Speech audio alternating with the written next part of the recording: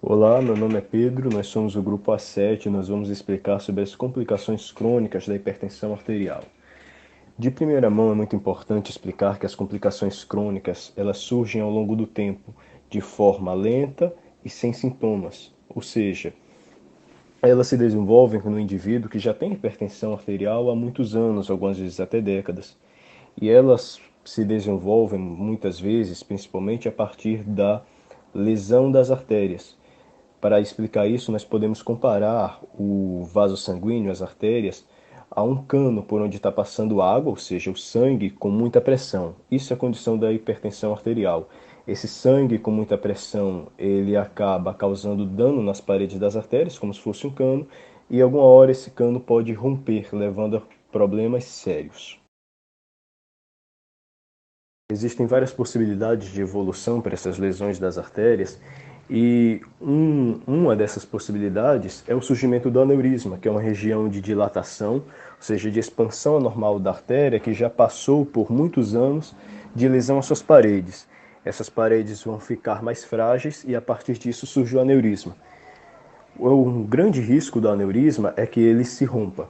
A partir do rompimento do aneurisma, não vai ser levado sangue a determinada região do corpo, pois esse sangue vai extravasar, como por exemplo acontece num cano furado, onde a água vai sair direto, e pelo sangue não ser levado, isso pode levar a sequelas irreparáveis ou até mesmo a morte, como é a possibilidade de um aneurisma cerebral. Caso elas obstruam, elas tapem as artérias coronárias de forma parcial, não seja completo, isso pode levar a uma angina do peito, que é uma forte sensação de dor no peito, mas que é transitória, considerado como algo que antecede o infarto, um pré-infarto. Mostra mais uma vez a importância de ter um cuidado antes do surgimento de cada sintoma, pois o primeiro sintoma de complicação da hipertensão arterial que pode surgir numa pessoa é o próprio infarto agudo do miocárdio, como um sintoma realmente preocupante. Já outro caminho possível para o desenvolvimento de complicações na hipertensão arterial é a partir do grande volume de sangue que há no corpo. O coração é responsável por bombear, por jogar sangue para todo o corpo, e quando há maior volume de sangue, ele vai precisar fazer uma maior força para jogar esse sangue pelas artérias, então para todo o corpo. Como ele vai precisar de mais força e ele é um músculo, ele vai se desenvolvendo como músculo a partir da realização dessa maior força, e isso vai causando alterações na sua forma, que vão deixando ele menos adequado para o bombeamento desse sangue. A partir disso, o sangue vai se acumulando em determinadas regiões do corpo, causando inchaços, o que nós chamamos de edema na medicina. Essa condição é chamada insuficiência cardíaca, quando o coração não tem mais a capacidade adequada de bombear o sangue para todo o corpo. O acidente vascular cerebral, mais conhecido como AVC, é a doença que mais mata no Brasil e que é a que mais causa incapacidade no mundo todo. O AVC acontece quando o suprimento de sangue que vai para o cérebro é interrompido ou drasticamente reduzido, privando as células de oxigênio e de nutrientes.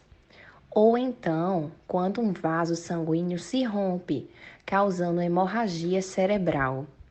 A hipertensão aumenta esse risco de acidente vascular cerebral, isquêmico e hemorrágico. O AVC isquêmico ocorre pela deposição de placas de colesterol nas artérias cerebrais. E o AVC hemorrágico ocorre por tornar os vasos mais frágeis e propícios ao seu rompimento. A insuficiência renal é uma condição na qual os rins perdem a capacidade de efetuar suas funções básicas. Um dos tipos é a insuficiência renal crônica, que ela é uma doença caracterizada pela perda lenta e continuada da função dos rins, fato que provoca, entre outras alterações, o progressivo acúmulo de toxinas e lixos metabólicos no sangue. É atualmente um problema de saúde pública mundial pela incidência cada vez mais elevada na população. O rim é um dos responsáveis pelo controle da pressão arterial Então, quando ele não funciona corretamente, ocorrem mudanças nos níveis de pressão, sobrecarregando com isso os rins. O avanço lento da doença permite que o organismo se adapte à diminuição da função renal. Por isso que muitas vezes a doença é silenciosa e só se manifesta quando há um grande comprometimento renal. A retinopatia hipertensiva é quando o aumento da pressão arterial causa lesões oculares na retina. Em casos como hipertensão grave crônica, hipertensão maligna e toxemia gravídica, podemos encontrar lesões retinianas devido a um aumento extremo da pressão arterial sistêmica. A hipertensão prejudica os pequenos vasos sanguíneos na retina, fazendo com que as paredes fiquem ainda mais espessas. Quando a retinopatia avança, o sangue pode vazar para a retina. Com isso, pode chegar à perda gradual da visão. A doença de Alzheimer é o tipo de demência mais comum e também é um termo geral usado para descrever as condições que ocorrem quando o cérebro não consegue mais funcionar corretamente. Acredita-se que a hipertensão arterial esteja envolvida no declínio da capacidade cognitiva e na possível evolução para a demência em pacientes idosos.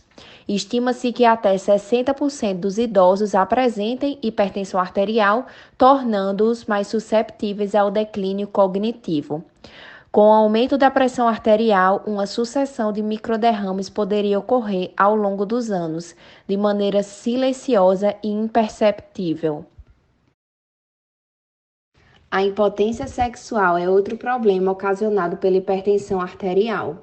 As artérias que irrigam o pênis precisam estar em perfeito funcionamento para que o sangue alcance o órgão com facilidade e na quantidade necessária para iniciar e manter a ereção. O endotélio é um vaso importante na ereção, uma camada bem fina de células que reveste a parte interna dos vasos sanguíneos.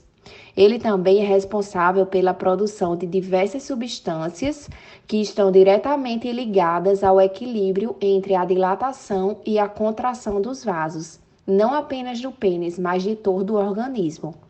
Nos pacientes com pressão alta, ocorre uma grave disfunção do endotélio. Alguns estudos ainda mostram um desequilíbrio entre produzir e liberar fatores que vão prejudicar a dilatação e a contração dos vasos sanguíneos. Por sua vez, os vasos do pênis ficam mais enrijecidos e com dificuldade de exercer seu funcionamento normal.